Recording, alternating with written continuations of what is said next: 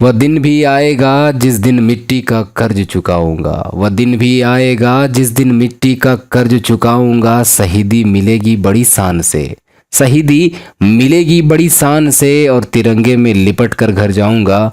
Hello दोस्तों, कैसे हैं आप सभी लोग। मैं अजहर आपके अपने YouTube channel A1 study centre में तहे दिल से स्वागत करता हूं।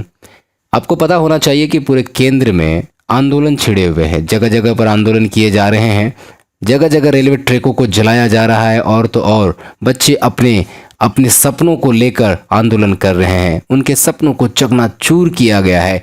ये आवाज़ें लोग उठा रहे हैं, और आने वाले देश के जो भविष्य होने वाले छात्र थे वो लोग आंदोलन पर उतर गए हैं। इसके पीछे क्या कारण है? इसके पीछे एक ही कारण है, अग्निपथ योजना यानी अग्निपथ स्कीम।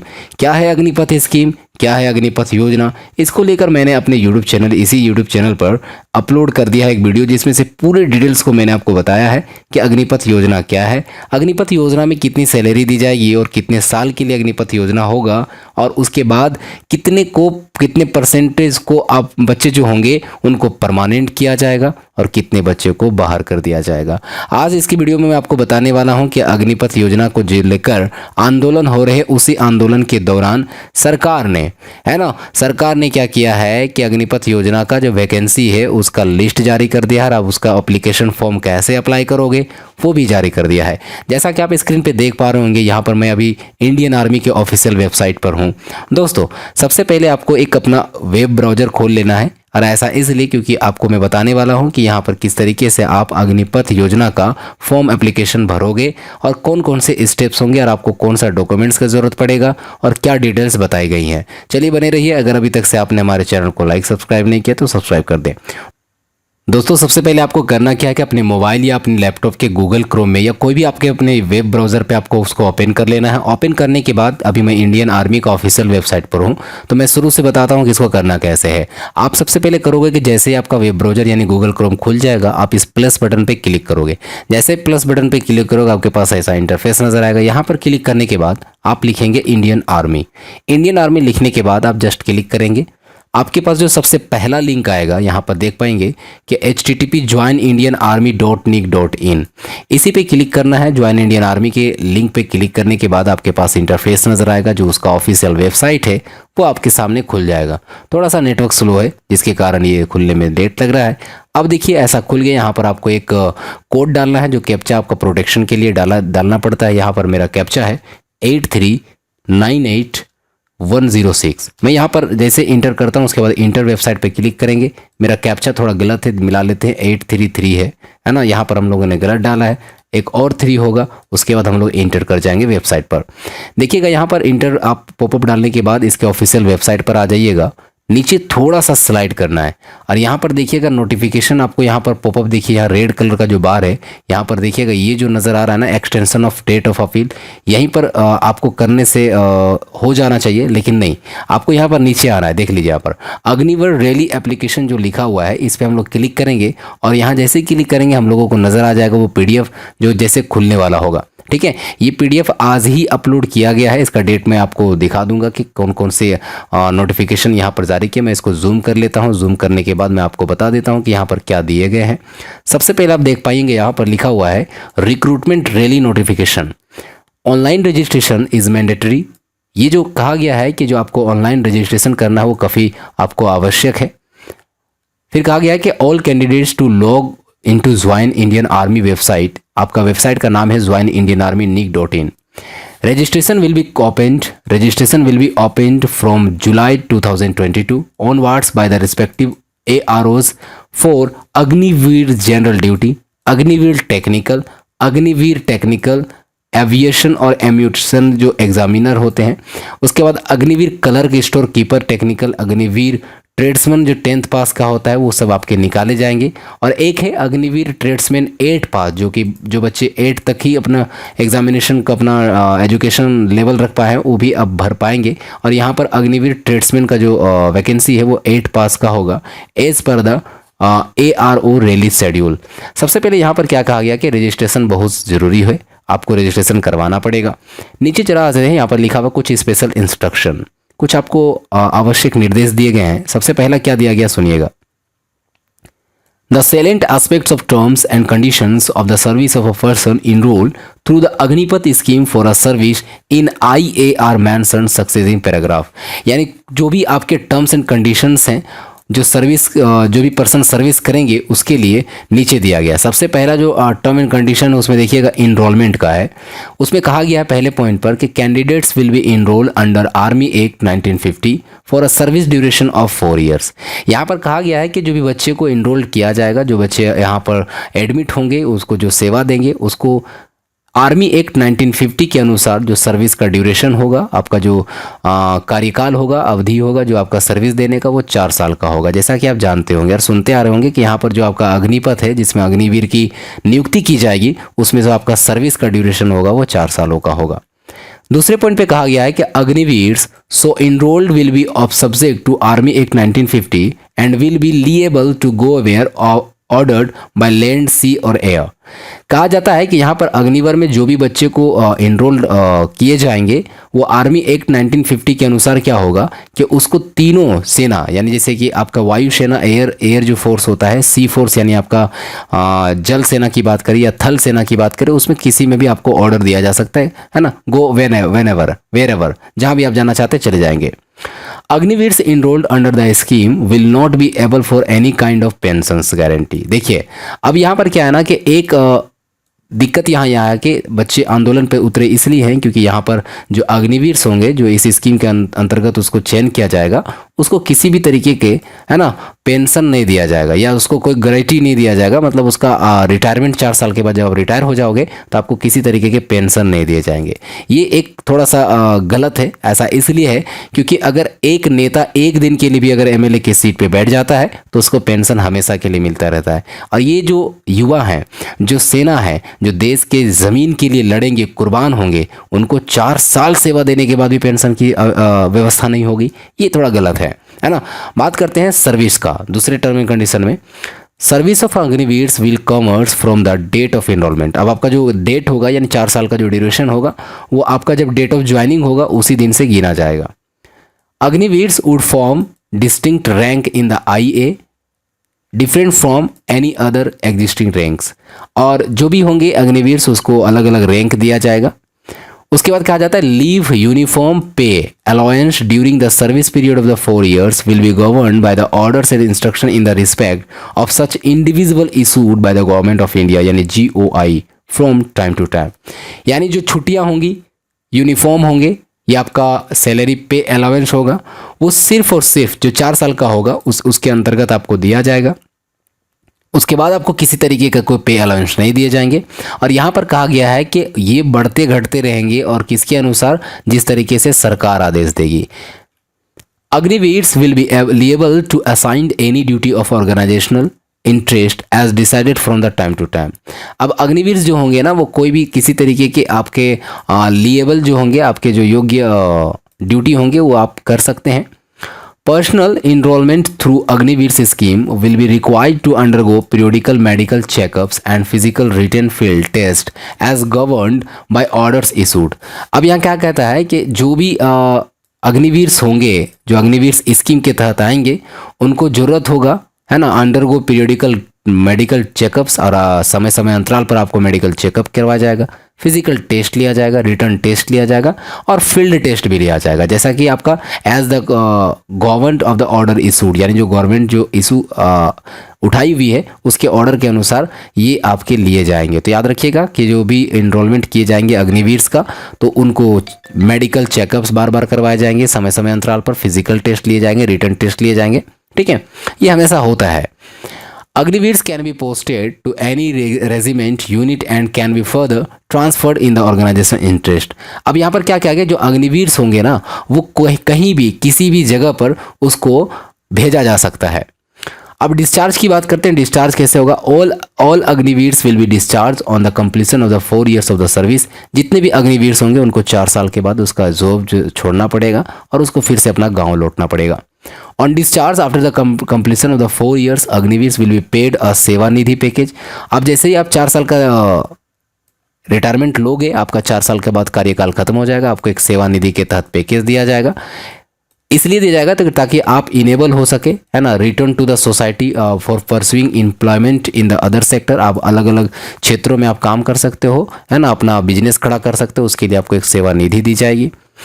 अग्निवीर जो होंगे वो not eligible for the any kind of pension gravity, neither will be eligible for the ex serviceman. देखिए यहाँ पर क्या है ना कि यही चीज़ का बवाल है।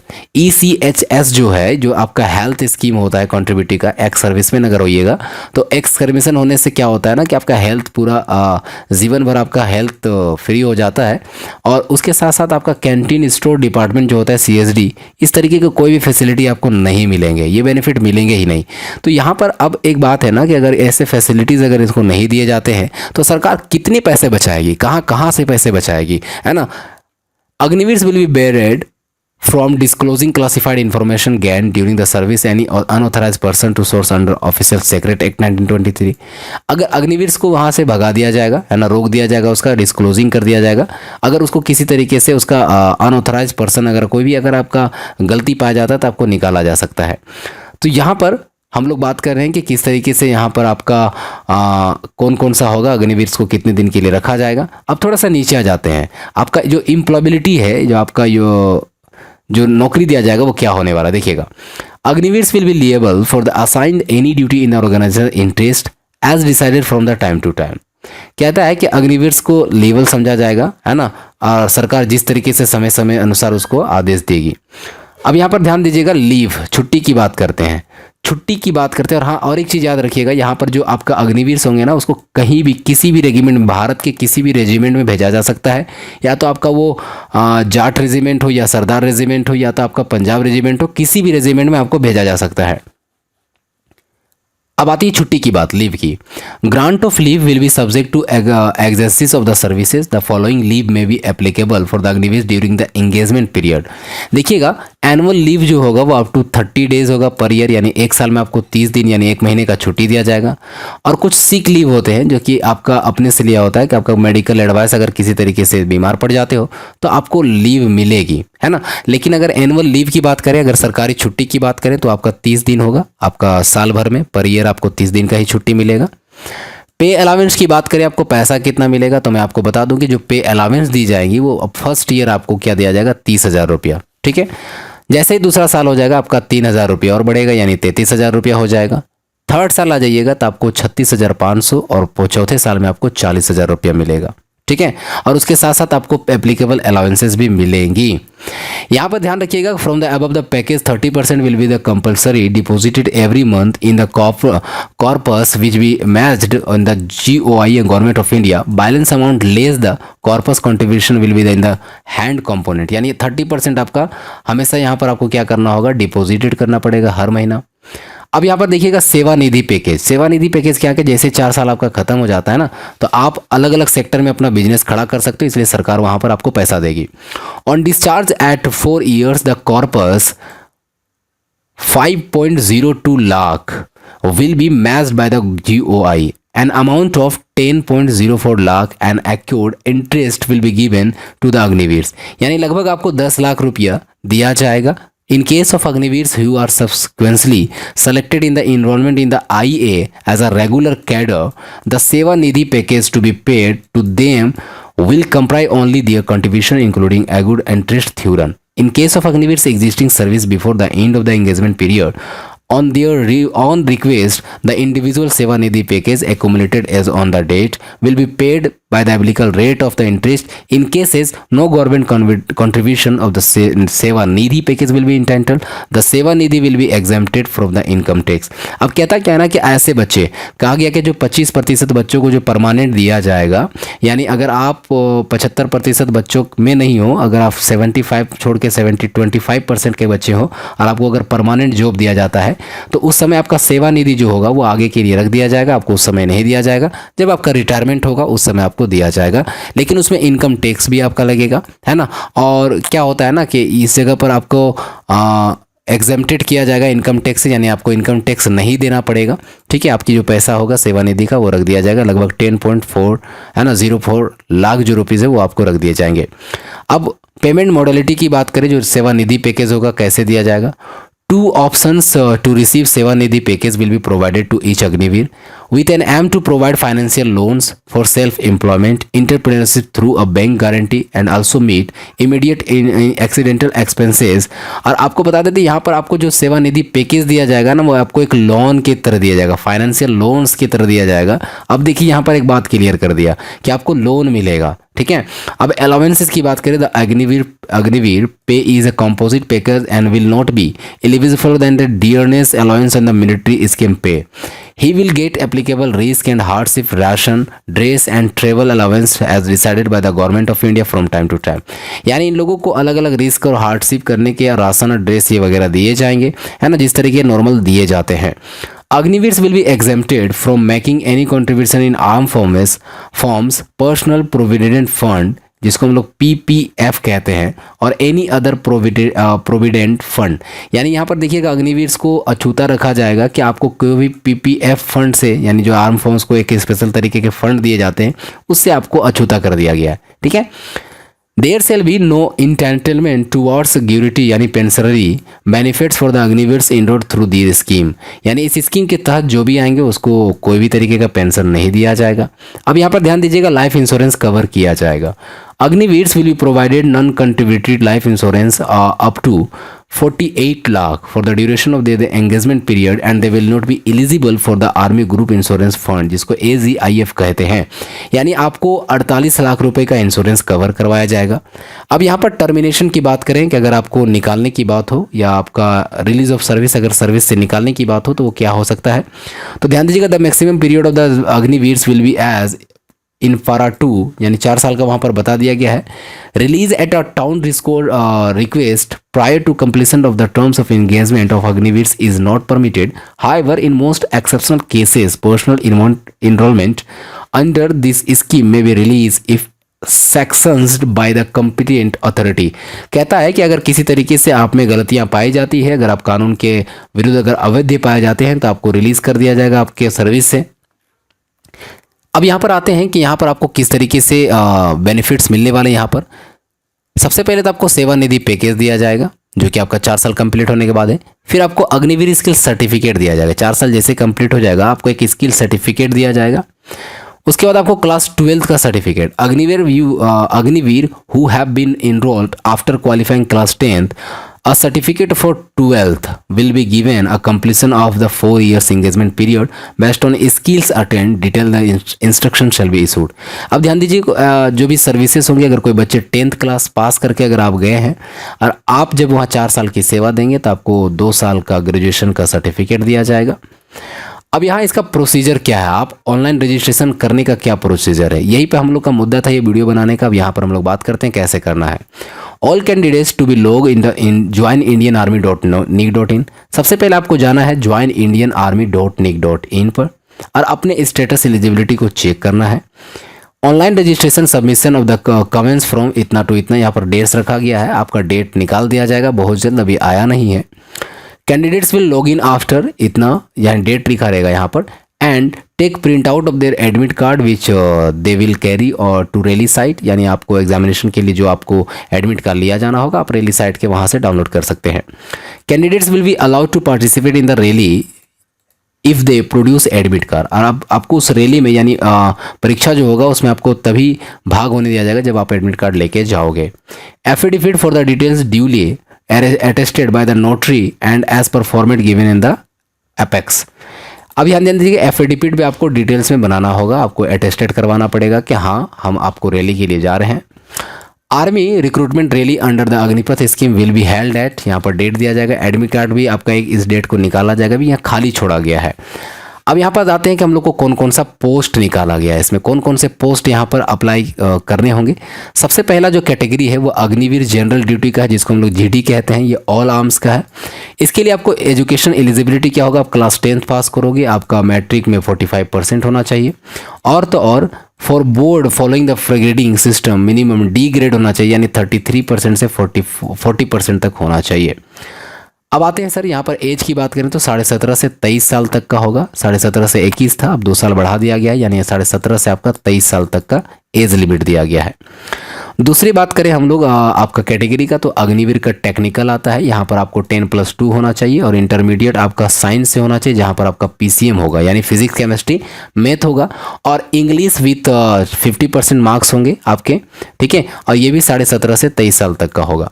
या तो आप क्या करेंगे कि अगर आप 10+2 की होंगे और आप क्या करें NIOS जो भी डिस्टेंस होंगे, है ना, और इस तरीके से आप अगर किए होंगे कोर्स तो आपका फी मान्यता होगा। और ITI भी आपका कोर्स होना चाहिए, मिनिमम 1 ईयर का रिक्वायरमेंट फील्ड होना चाहिए आपका। अगर आप अग्निवीर क्लर्क में जाना चाहते हैं तो यहाँ पर आपका स्टोर कीपर का है, टेक्निकल ऑल आर्म्स का है, तो यहाँ पर आपका एजुकेशनल क्वालिफिकेशन होना चाहिए 10+2, यानी इंटरमीडिएट एग्जाम में पास होना चाहिए आपका आर्ट्स से या तो कॉमर्स से या साइंस से, विथ 60% मार्क्स होना चाहिए आपका, और 50% हर एक सब्जेक्ट में होना चाहिए, यानी अगर आप किसी भी सब्जेक्ट में आप 14 नंबर्स लाते हो तो आपका नहीं होगा। इन इंग्लिश की बात करें और मैथ की बात करें, है ना, तो आपका मैंडेटरी है, आपका 12 क्लास में ये सब दोनों सब्जेक्ट्स होने चाहिए, इन सभी में से कोई आपका 2 सब्जेक्ट होना चाहिए। अग्निवीर ट्रेड्समैन की बात करें, है ना, 10th पास होना चाहिए आप, यहाँ पर आपका क्लास 10 पास होना चाहिए। फिर no stipulation in the aggregate percentage but should be have 33%, यहाँ पर कोई पाबंदी नहीं लगाएगी, लेकिन आपको मिनिमम 33% आपको हर सब्जेक्ट में लाना होगा, यानी 33 नंबर में तो पास करना ही होता है, अगर आप उससे कम लाते हो तो फेल ही हो जाओगे।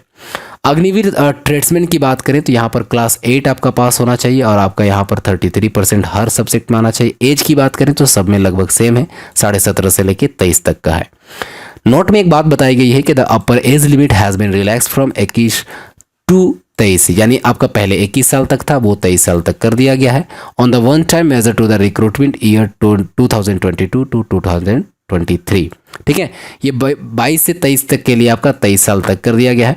अब यहाँ पर हाइट की बात करें तो जो भी आपका हाइट होता है 165 की बात करें या 163 का, जो भी आपका नोटिफिकेशन में दिखा दिया जाएगा। अब नीचे देखिएगा कैसे है।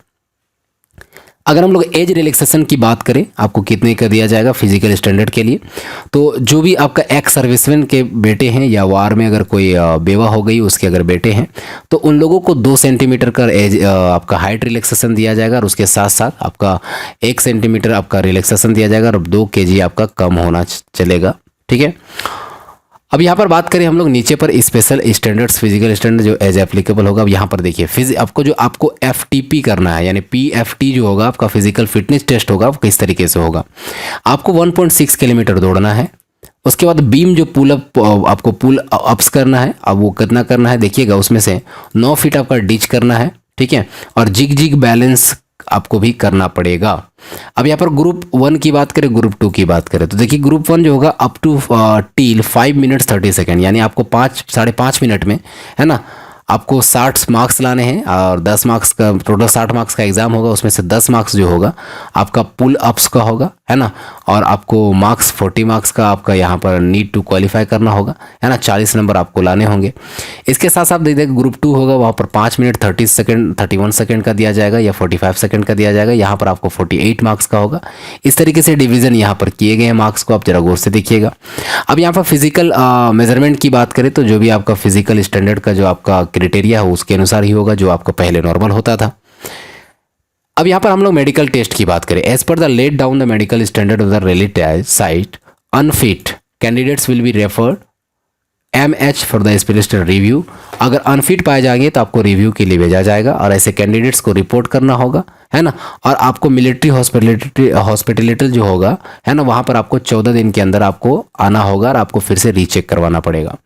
अब एग्जामिनेशन में रिटर्न टेस्ट लिए जाएंगे, ठीक है, जिसको CEE कहेंगे, यानी कॉमन इंट्रेंस एग्जामिनेशन लिए जाएंगे, आपको रिटर्न टेस्ट लिया जाएगा। Will be conducted by the medically fit candidates at nominated venue, date and time will be written test will be initiated at rally site and through admit cards.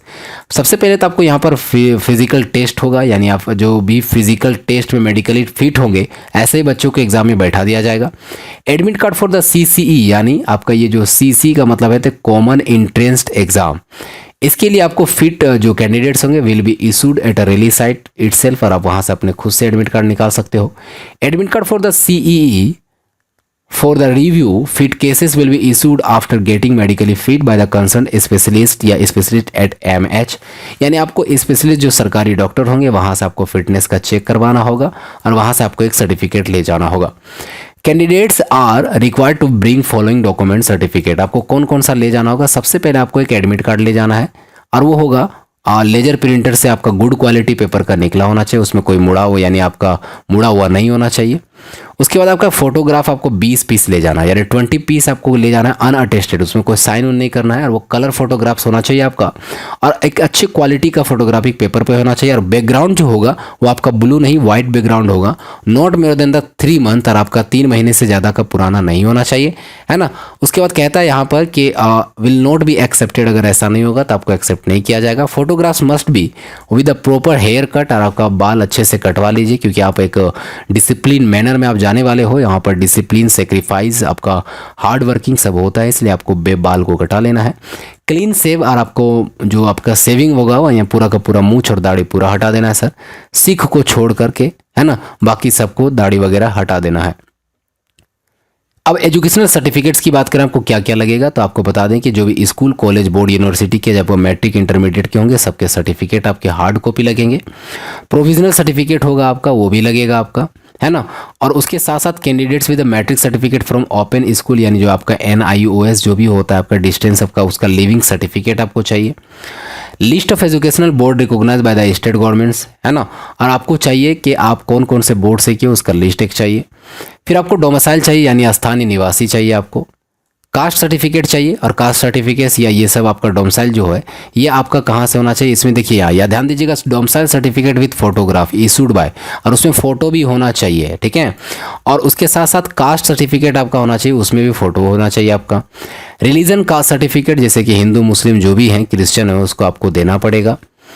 School character certificate जो कि हम लोग SC SC बोलते हैं, है ना, आपको character certificate देना पड़ेगा।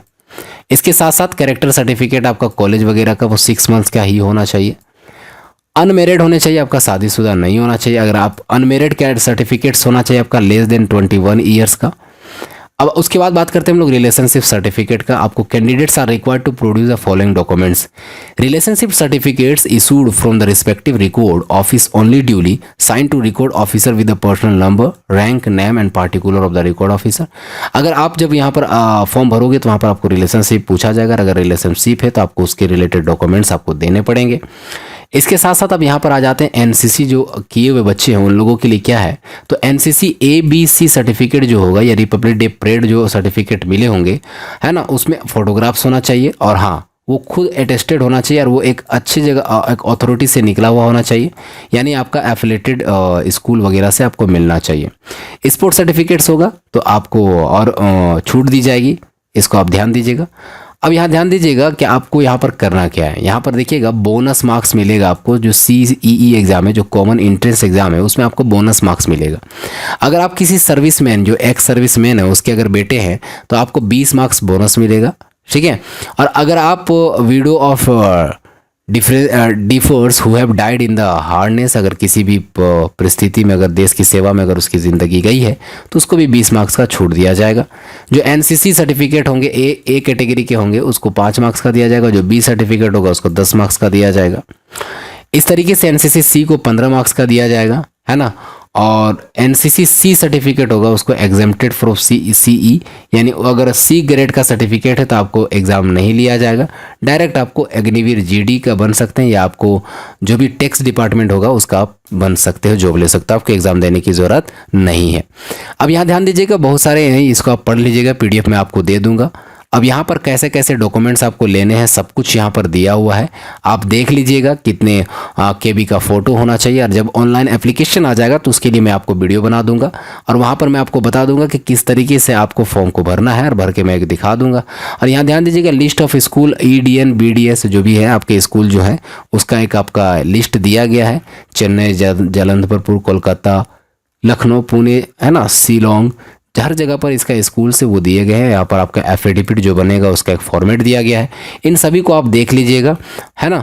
आज के लिए इतना ही, इजाज़त दीजिए और मैं उम्मीद करता हूँ कि आपको वीडियो पसंद आया होगा। आप पूरे वीडियो को देखिए और सीखिए और इस चीज़ को पूरे अच्छे से समझ लीजिए और कहीं पर गलती नहीं करेंगे, है ना। चलिए आज के लिए इतना ही, इजाज़त दीजिए। धन्यवाद, सत श्री अकाल, अस्सलाम वालेकुम, जय हिंद।